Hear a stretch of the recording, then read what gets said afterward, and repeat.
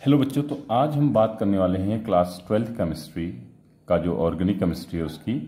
इसमें बच्चों 2024-25 में जो बोर्ड एग्जाम होने वाले हैं, ठीक है, उसमें कौन से जो टॉपिक हैं वो इम्पोर्टेंट होने वाले हैं। ऑर्गेनिक केमिस्ट्री का मैं यहाँ पर अभी चैप्टर 1 उठा रहा हूँ, हेलो एल्केन्स और हेलो एरीन्स।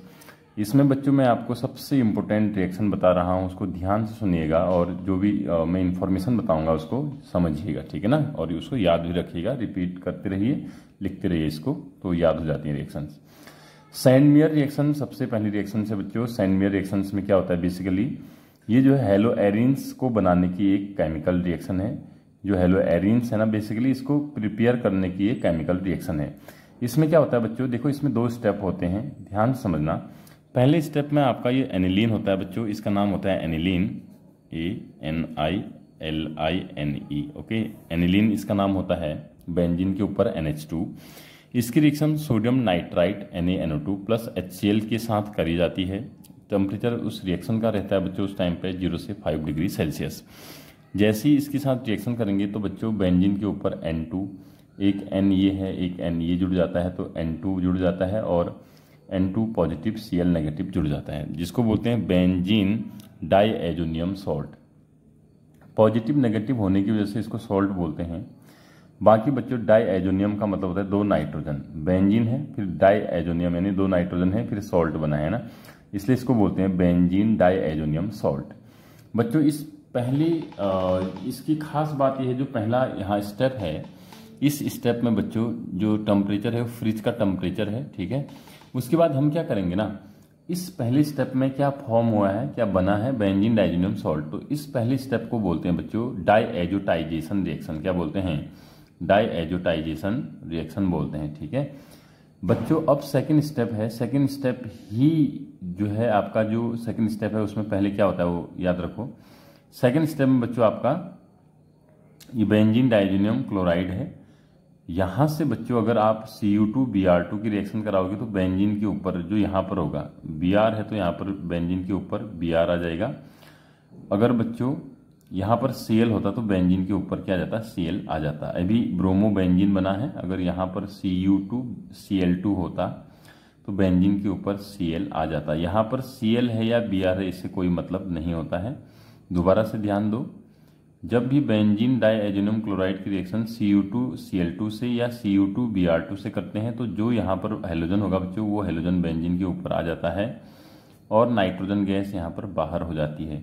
यही जो सेकंड स्टेप है बच्चों, बेंजीन डाइएजोनियम क्लोराइड से Cu2Br2 या Cu2Cl2 की रिएक्शन करके क्लोरोबेंजीन या ब्रोमोबेंजीन बनाने को ही हम बोलते हैं सैंडमेयर रिएक्शन, ठीक है। क्या बोलते हैं, सैंडमेयर रिएक्शन बच्चों। क्योंकि पहली स्टेप इसकी लो टेम्परेचर स्टेप थी तो इसलिए हम इसको थोड़ी गर्म भी करेंगे ताकि रूम टेम्परेचर तक आपका टेम्परेचर आ पाए, ठीक है ना। तो बच्चों ये बहुत ही ज़्यादा इम्पोर्टेंट रिएक्शन होने वाली है। इसका जो है आप अगर अच्छे से इसको करते हैं तो बच्चों आपको 1 में से 1 मार्क्स यहाँ पर मिलने की पूरी संभावना रहती है। क्वेश्चन कैसे कैसे आता है वो भी एक बार सुन लो। सीधे ऐसे भी आ सकता है, राइट अबाउट सैंडमेयर रिएक्शन बच्चों, डायरेक्ट आ सकता है, बिल्कुल 100% ऐसा भी आता है कभी कभी। मगर कभी कभी क्या आता है मैं आपको बता दे रहा हूँ, बिल्कुल ध्यान से सुने।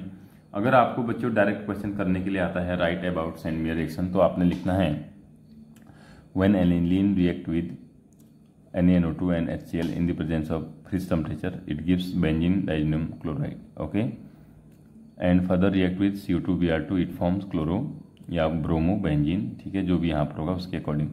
This second step is known as Sandmeyer reaction and first step is known as diazotization reaction.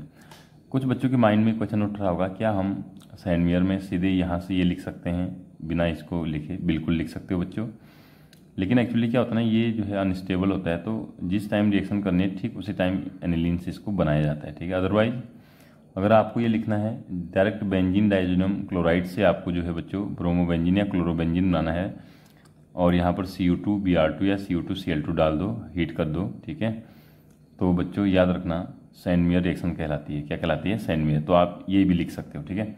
अब दूसरे तरीके से कैसे पूछता है, देखो दूसरा कन्वर्जन में आएगा बच्चों, दूसरा है उसमें ये आएगा कन्वर्जन। किस में आएगा? कन्वर्जन। कन्वर्जन का मतलब होता है बच्चों, कन्वर्जन में रिएक्शन कैसे पूछे जाते हैं बिल्कुल ध्यान से यहाँ पर देखिएगा, मैं आपको बता रहा हूँ, ठीक है। जैसे बच्चों वो आपसे पूछेगा कन्वर्ट, ठीक है, convert the following, convert the following, ऐसे करके क्वेश्चन पूछेगा आपसे, ठीक है। अब क्या दे देगा वो ध्यान से देखें, वो दे देगा बच्चों आपको एनिलीन दे देगा। क्या दे देगा? एनिलीन। जैसे उसने दे दिया, वो बोल देगा बेंजीन के ऊपर NH2 से एनिलीन इनटू क्लोरोबेंजीन बोल देगा आपसे। क्या बोल देगा? क्लोरोबेंजीन, ठीक है। ये ऐसे देते हैं आप कन्वर्जन में, ठीक है ना। तो एनिलीन से क्लोरोबेंजीन बनाओ बोलेगा, ठीक है। तो आप कैसे बनाएंगे बच्चों, ध्यान से देखिए। एनिलीन की सबसे पहले आप रिएक्शन कराएंगे बच्चों NaNO2 से, ठीक है, प्लस HCl से in the presence of 0 to 5 degree Celsius, ठीक है। ये करते ही बच्चों आप सबको मालूम है क्या बन जाता है यहाँ पर, हमारा यहाँ पर बन जाता है बच्चों बेंजीन के ऊपर N2Cl बन जाता है, ठीक है ना। यही तो बनता है, ठीक है, यही बनता है ना। उसके बाद हम इसको बोलते हैं बेंजीन डाइजोनियम, ये पॉजिटिव नेगेटिव लिख सकते हो, सॉल्ट। बच्चों इसकी रिएक्शन अगर हम किसके साथ करा दें बच्चों, इसकी रिएक्शन अगर हमें बेंजीन के ऊपर क्या लेके आना है, Cl लेके आना है, तो मैं इसकी रिएक्शन कराऊंगा Cu2Cl2 से कराऊंगा। तो यहाँ Cl है तो इसके ऊपर भी इसको क्यूप्रस क्लोराइड बोलेंगे बच्चों इसको, +1 में है यहाँ पर क्यूप्रस क्लोराइड, ठीक है। क्यूप्रिक होता अगर +2 होता तो, ठीक है। तो ये कर देंगे बच्चों, यहाँ पर ये बन जाएगा, प्लस आपका N2 गैस रिलीज हो जाएगी, ठीक है ना। तो इस तरीके से हम इसको बना सकते हैं। पहले स्टेप में हम डाइजोटाइजेशन करेंगे, second step send mayor reaction का ही स्टेप है बच्चों, ठीक है।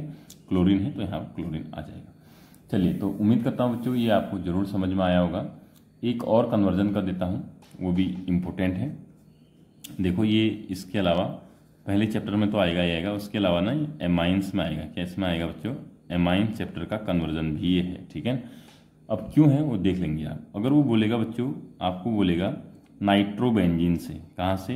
बेंजीन के ऊपर NO2, यहाँ से आपको बोलेगा क्लोरोबेंजीन बनाओ या ब्रोमोबेंजीन, चलिए ब्रोमो लिख देता हूँ यहाँ पर, ब्रोमोबेंजीन बनाओ, ठीक है।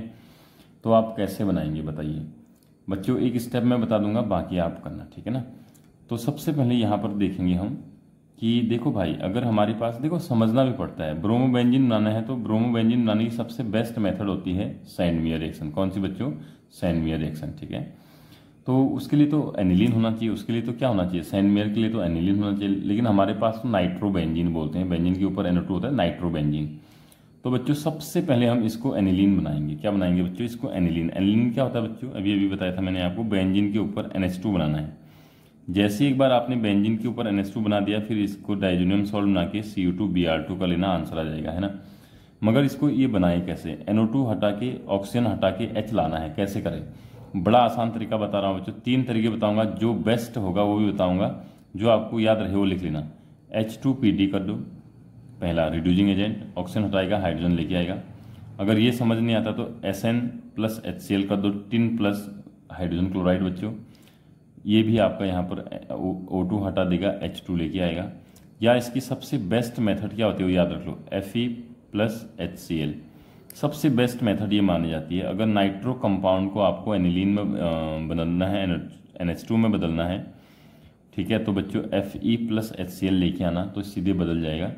उसके बाद बच्चों यहाँ पर आप जो है डाइजोटाइजेशन लगा के, यहाँ पर बेंजीन डाइजोनियम सॉल्ट बनेगा A, उसके साथ आप बच्चों यहाँ पर लगा देंगे Cu2Br2। क्या लगा देंगे? Cu2Br2 लगा देंगे। जैसे ये लगाओगे तो आपका ब्रोमोबेंजीन यहाँ पर बन जाएगा। तो कन्वर्जन भी इस तरीके से आते हैं बच्चों, या तो रिएक्शन डायरेक्ट बोलेगा, अगर रिएक्शन डायरेक्ट नहीं बोलेगा तो कन्वर्जन के फॉर्म में बोलता है। तो इसको ध्यान से समझें, इसको याद रखें बच्चों, 1-2 बार रिवीजन करोगे तो जरूर आएगा। मैं दोबारा बोल रहा हूँ, जो इस बार बच्चों आपका एग्जाम होगा, ठीक है, कौन सा एग्जाम होगा बच्चों? 2024 एंड 2025 में जो बोर्ड का एग्जाम होगा, उसके लिए ये रिएक्शन बहुत ज़्यादा इंपॉर्टेंट है, इसको नोट करें बच्चों। अगर वीडियो अच्छी लगी हो तो लाइक, सब्सक्राइब और शेयर जरूर करिएगा।